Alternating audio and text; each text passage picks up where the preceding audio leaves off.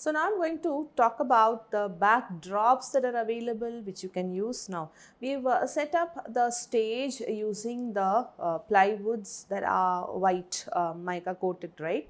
So when you have a stage set up like that, we are going to have that horizon, the line that connects the bottom BG and the back BG, right? Now, when you are taking pictures, the line that is there, the horizon, has to be extremely straight to make your photos look really very professional. So you have to keep your camera extremely straight also. The cake has to be really straight. And when you are taking a picture with a horizon in place, now you have to be right in front of that particular stage that you have set up. Now, if you're going to be a little slanted and if you're going to hold a phone because you want to take in one angle of that particular cake, because on the sides you've added some elements and that you want to pop out. So you, instead of turning the cake, right, every time turning the cake to keep it right in front and in position, so the horizon is always straight. Now, instead of that, it is easier for you to turn around and then take a picture of something that is on the side. Then the horizon, instead of being straight, it is just slanted in the picture. Now, with the slanted horizon in the picture, the photo does not look great. Now, to avoid that complication of the horizon being straight, you could avoid the horizon at all. Now, how do you avoid horizon? The very easy thing to do is to have backdrops. Now, instead of backdrops, certain things that you can use are maybe satin cloth, or maybe a netted cloth, a lace, material you could use. Given the fact that sometimes the cloth you might have to iron them, or quite a lot of folds are seen. Sometimes the folds are good for certain pictures and maybe sometimes the folds are not good at all. So it is, the backdrops are really the best option. Now, if you want to find another set of options, then you could use the cloth until you feel that your photos need a little more upgrade, and then you want to move on to backdrop. So before you want to invest in a backdrop, to even try out taking pictures, you really don't need to buy a backdrop only before starting to take pictures. That's what I'm trying to say. The cloth, a satin cloth, or cloth which is not going to be too reflective, because it shouldn't be taking the sun's light and be very shiny all around. So satin cloth which is a bit subtle, and you don't use too brighter shades, or like maybe a red, blue, green type of cloths are not good. Very subtle ones, which is like the light gray or the white and then some ivory, they are good. So the first option is to have cloths, and cloths without folds, cloths without wrinkles, and if you're going to use such, then you have to iron them and then have them seamless, so you'll be able to use them to be stuck on the backdrop, allow them to flow and then come all the way till the bottom backdrop also, and then you can place a cake on top of that cloth to take the pictures, and this is going to avoid the horizon completely.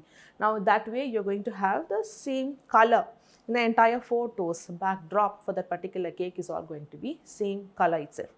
Now when you have these backdrops that are available, and there are vendors here in India who are selling these kind of backdrops, and there are quite a lot of designs. So this one, what you see is the white based backdrop, and the size of this one is 3 feet by 6 feet, okay. And there is the other one that I'm showing here, which is the black one, the dark. So ideally, when you are starting over with taking the photography of your cakes, and if you haven't invested in a backdrop at all, then the two backdrops, so maybe the first important one is the white based one. And when you're going for a white based one, you could choose, this has a bit of textures here, you could choose the one with a little texture or a little marbling with a little bit of maybe a gold touch or a little bit of a pink touch here and there. But then you want the white to be the predominant color in the BG. That will be the first choice of the BG that you would want to buy. Then the second choice, where you may be taking pictures of maybe a chocolate cake or maybe a red velvet cake, and then which is like a really white cake, but then the white BG is like bleaching out the picture and the cake is not being too bright. Then you need a dark colored BG, which is this one. Okay, so again here you could buy plain ones, or you could buy a little bit of texture like the one I have here, or a bit of marbled black, or a bit of patches here and there are fine. So the one thing that I do not recommend my students to use are the BGs which have the bricks, which has the wooden planks, or which has stripes, which has lines in them basically. Do not choose the BGs that has lines in any form.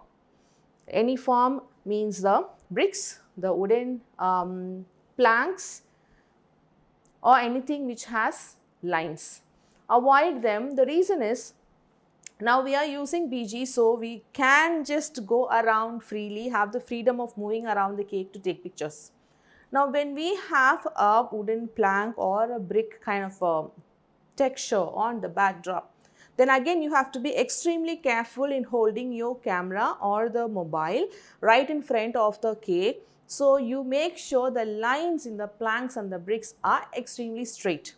Now if they are going to be, slanted, and then your cake being straight, then you give an illusion that maybe the cake is slanted and then there is some disturbance, and the balance between the cake being straight and the backdrop's lines being straight, you have trouble.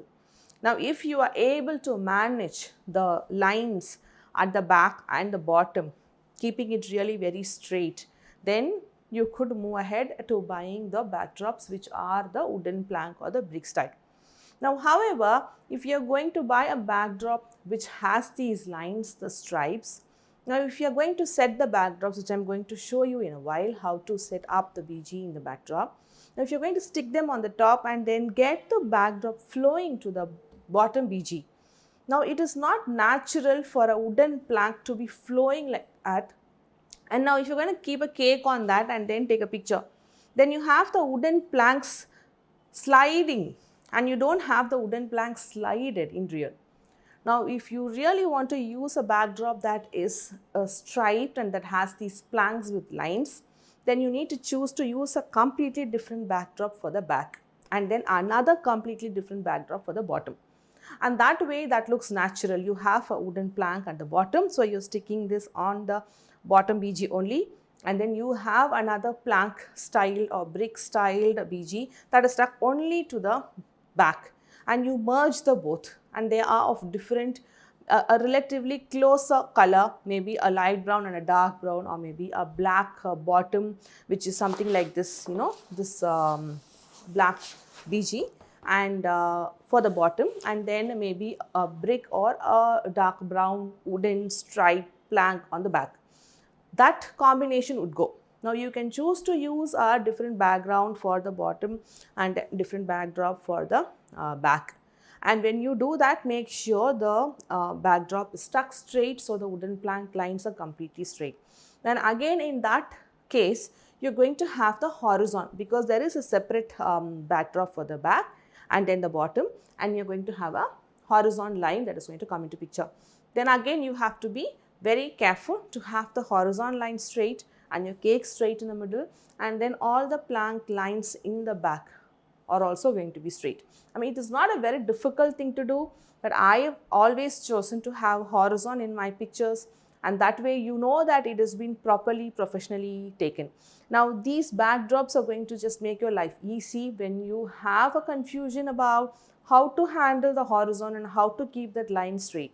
But having a horizon and following the rules and trying to keep the horizon very low in your picture, like in the lower quarter of the picture, and then taking a photo is the first best quality picture of the cakes that you could take.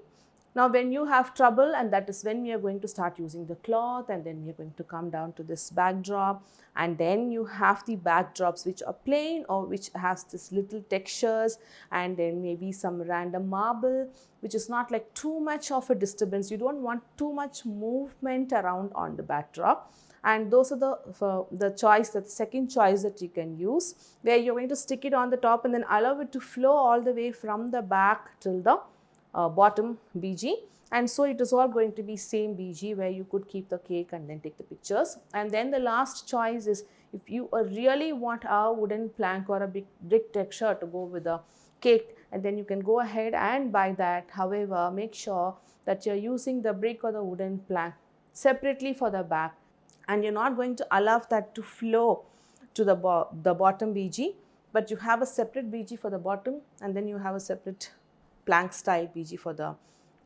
back, and then have the horizon nicely met, and it has a clean crisp line. And then when you take the picture, make sure the horizon is not crooked, and then the backdrop is also not slanted, and then you have a perfectly set stage.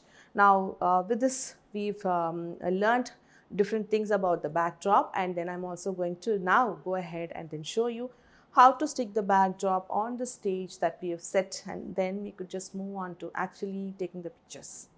So I have the backdrop ready here, and in the set stage I've removed the reflector. So because if we are not going to use the backdrop, then with the horizon line, because this is going to be the bottom BG and that is going to be the back, and then the reflector, and then we have the horizon line that we've learnt about. Now if we are going to use with the same BG as this plywood, then we can start keeping the reflector and then put the cake and then start taking the pictures. But now if we do not need the horizon, then backdrop comes in place. Now once the backdrop is attached, is stuck, and then we could just bring back the reflector, because with the reflector and depending on the width of the BG, it might be difficult to keep the reflector and then place the BG. Now I have a light grey BG here. I have a tape, so I could stick it on the top of the back BG. So I'm just going to get it to the height that I need. Excess, I'm just going to let it flow by.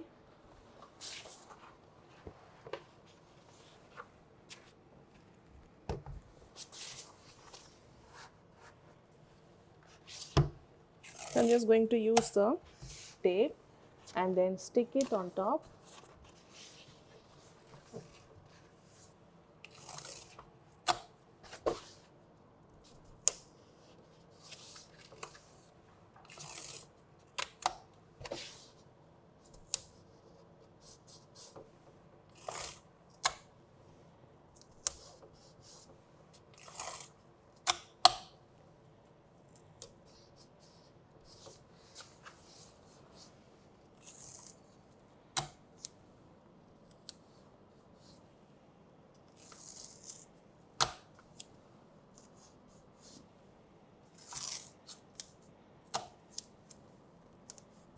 So have the top fully stuck. Don't try to push this all the way down till the horizon. What really happens if you're going to have this pushed like that and allow to tape here? So basically you have this line, because that reflects back, the light falls on this BG and you start seeing this line which is very reflective.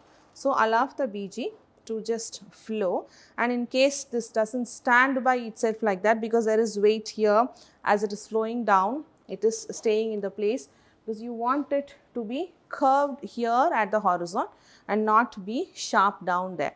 Now if it doesn't stay like this for you, then you might have to tape on either sides here. So you have the BG attached to the back, and then it flows around in the bottom BG. If there's excess, it could flow, and if you have a smaller backdrop and if it stays within the bottom BG, that's well and good as well. Now on top of this, we will have to start placing the reflector here, and then we have to start taking the pictures of the cakes.